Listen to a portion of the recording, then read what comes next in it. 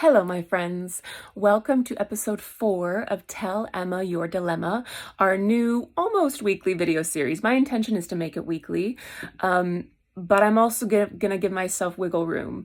As I often say to people, life is gonna life, and life was lifing last week, and when I do this, want to be fully present for you. And not moving from a place of force. That's something I'm deconditioning from force, capitalism, that kind of hustle culture. When I'm here, and I want to be with you. So last week I had to tend to things in my own life, but I am here. So yeah, my intention is to make it weekly and gonna give myself wiggle room. But just that reminder that anytime you can submit a dilemma to me, write me, voice note me, DM me, anyway, WhatsApp me, any dilemma that you're going through, and I will give you some support. So let's get into this week's episode. Okay, I'm gonna read it. I got my notes here so I don't forget anything. Okay, tell Emma your dilemma. I've put on a lot of weight since 2019, and I need to fix this. I know something is wrong with me. My pattern is I tend to eat a lot at night. Okay. The first thing I want to share, you said something must be wrong with you. I need to fix this. What if there's nothing wrong with you? What if you're okay? What if you are perfectly okay right here, right now, exactly as you are? What if there's nothing to fix? What if there's something to be curious about and look at and examine? I don't believe anything is wrong with us. I don't go into this therapy with you thinking that I need to fix you.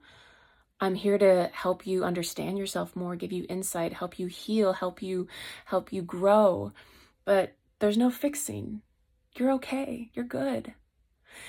That's my first thought. Because I can feel some judgment, self-judgment. I can feel some shame, and I don't think we can change anything in our lives. It's good that we want to change things. Okay, you want to change your weight. You want to, release weight. Totally. I support that. That's a goal you have. That's a change you want to make. But I don't believe we can change ourselves from a place of judgment or a place of shame. We can change ourselves through curiosity and desire and love and compassion. I know for me, I've had many patterns in my life that I've wanted to change. And the moments I've gotten stuck is when I've shamed myself. And instead I'm like, I just bring this little bit of lightheartedness with it, being like, okay, Emma, I see you in this pattern still. We're still gonna do it? When are you ready to look at it? When are you ready to look at it? So when we want to change things and heal from things, it can have that lighthearted energy too. Being like, okay, this isn't working for me anymore. I'm ready to look at it. I'm ready to change. So that's one of my first invitations, is to look at the things you want to change in your life, in this case, weight, and see how you can be curious about it. See how you can start to make these changes from a place of love and compassion, and how you want to show up for yourself and your health and your life and your energy and all of it, rather than I'm shaming myself or judging myself out of it. So that was my first thought. My next thought is, when I've helped people with weight issues or wanting to release weight, and notice I'm saying release, by the way. A little rule of your subconscious is your subconscious doesn't understand the word lose. When your subconscious hears the word lose, it's like, no, I don't want to lose that. I want to protect you. I want to keep this free. I don't want to lose anything. So when you have this desire to lose something, say, I want to release, I want to let go, I want to shed. So already say, I'm ready to shed the weight. And also don't say my weight, because then your subconscious is like, this is mine. I'm not going to let you get rid of it. So I'm ready to shed ready to shed the excess weight. I'm ready to release the excess weight. I'm ready to let go of the excess weight. So words are very, very, very powerful. That was a little side tip. But what I was going to say is, in RTT, what we do is we see what is below the surface. And so often with weight, it's not about the weight. It's not about the food. It's about what the need isn't being met. So instead of looking at the outer behavior, the eating at night or eating, more than you need to, what we need to see is what is the need that's driving that outer behavior. Because that's how we start making the shifts, because all it is a need that you need to get met, that you're not getting met. So any, kind of addiction that I help people with, whether it's food, whether it's alcohol, things like that, smoking. It's an emotional wound, belief, need that's not being met. So when we can learn to meet that need and be with that need, then the outer behavior can start to change. And by the way, so addiction isn't, this is another side note, addiction isn't just, food or alcohol or smoking or things like that. We can have exercise addiction or work addiction. It sends the same signals in your brain. And it's still, a need that's not being met. We just in society don't judge it as much if it's like, healthier. But people are still running. Anytime you have that desperation, I gotta exercise every day, I gotta work. Usually what it is a deeper feeling of I'm not enough. I gotta cover it in working all the time or exercising all the time or smoking or drinking or eating. I'm not enough. I'm unworthy. Not always, but that's in my experience. That's often the case.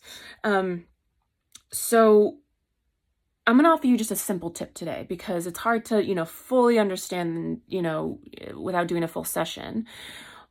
But so often we run on these habitual patterns. And right now you're in this habitual pattern of like turning to food.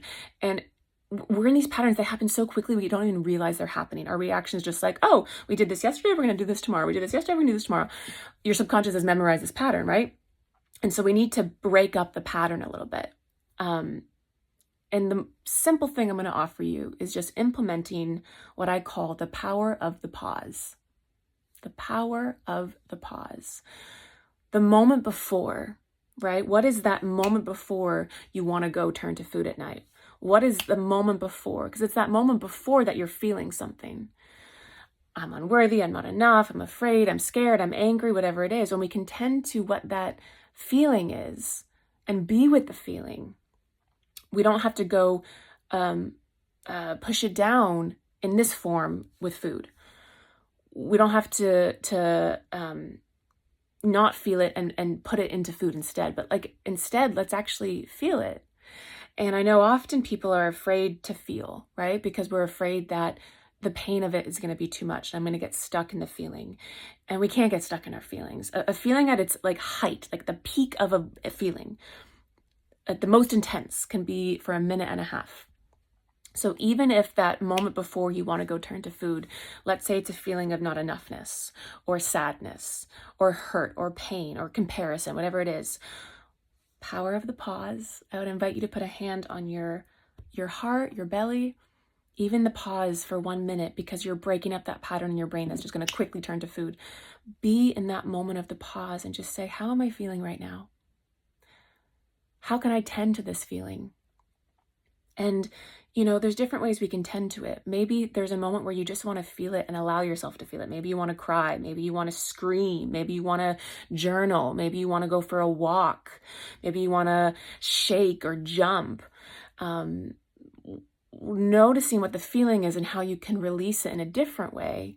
And also realizing the need that isn't being met right now. I don't feel seen right now. I don't feel heard right now. I don't feel valued right now. Okay. When in my past have I felt unseen or unheard or unvalued? How can I bring that into light? And how can I look at that version of myself and I can see them and I can hear them and I can value them? So usually when we're being triggered as adults, it's a past version of us that isn't getting their need met. So how can we bring that into your current self and learn to meet that version of yourself's needs now, in that past moment and in this current moment?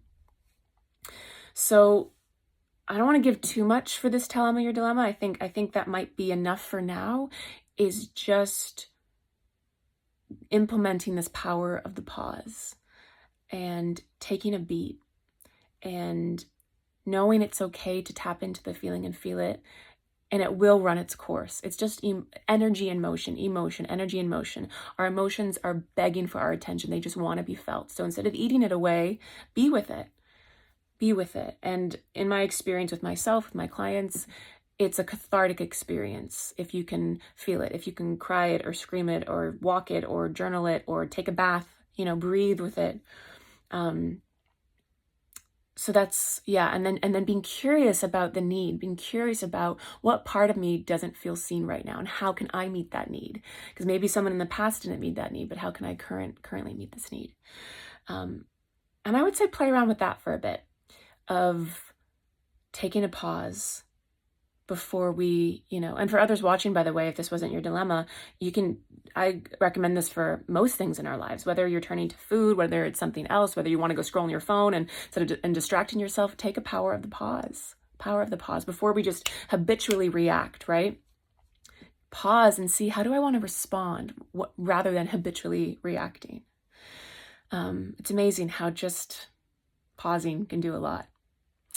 So I'll leave you with that today, and just that reminder that so often the outer behavior isn't the thing. We got to go examine what's below the outer behavior, and that's what I do with you in RTT. So any thoughts or questions, whether this is your dilemma or you're watching, if you have any thoughts or questions, never hesitate to reach out. I am a click away.